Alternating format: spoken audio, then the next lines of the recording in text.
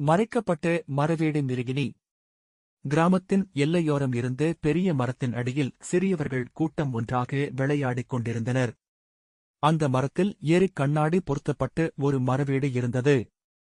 அந்த மரவேடு யாருடையது என்று யாருக்கும் தெரியாது. அது ரகசியமாகவே இருந்தது.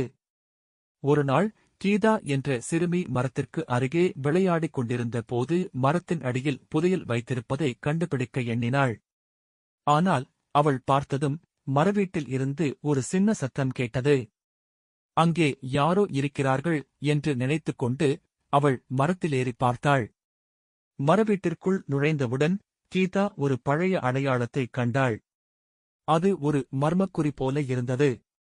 அவள் அந்த குறியை கையில் எடுத்துப் பார்த்தாள். அந்த குறி அவளுக்கு பழைய கதைகளைப் படித்தது போன்று தோன்றியது. இது நிச்சயம் முக்கியமானதாக இருக்கும் என்று எண்ணினாள்.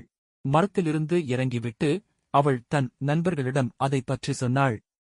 அவர்கள் அனைவரும் சேர்ந்து மரவீட்டின் மர்மத்தைக் கண்டறிய முடிவு செய்தனர். அடுத்த நாள் அவர்கள் எல்லோரும் ஒன்றாக அந்த மரவீட்டிற்கு வந்தனர். மரவீட்டுக்குள் நுழைந்து அந்த குறியின் மறைவுகளை ஆராயத் தொடங்கினர்.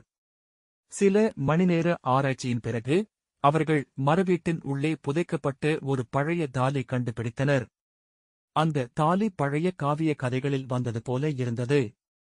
அந்த தாலியை ஆராய்ந்து அவர்கள் ஒரு நபரின் பெயரை கண்டறிந்தனர். அவள் கிராமத்தின் பழைய முன்னோர்கள் ஒருவராக இருந்தார். அவருடைய மரணம் மர்மமாக இருந்தது. ஆனால் இப்போது அவர்கள் அந்த மர்மத்தை தீர்த்துவிட்டார்கள். அந்த மரவீடு அவளுடையவள்தான். அவர் தனது நினைவுகளை பாதுகாப்பதற்காக அதை உருவாக்கியிருந்தார். சிறுவர்கள் அந்த மரவீட்டின் மர்மத்தை தீர்த்தனர். மேலும் கிராமத்தில் அந்த மரவீட்டின் முக்கியத்துவத்தைப் பற்றியும் உணர்த்தினர். இனி அந்த மரவீடு வெறுமனே ஒரு விளையாட்டுத் தளம் இல்லை, அது ஒரு வரலாற்று சின்னமாக மாறியது.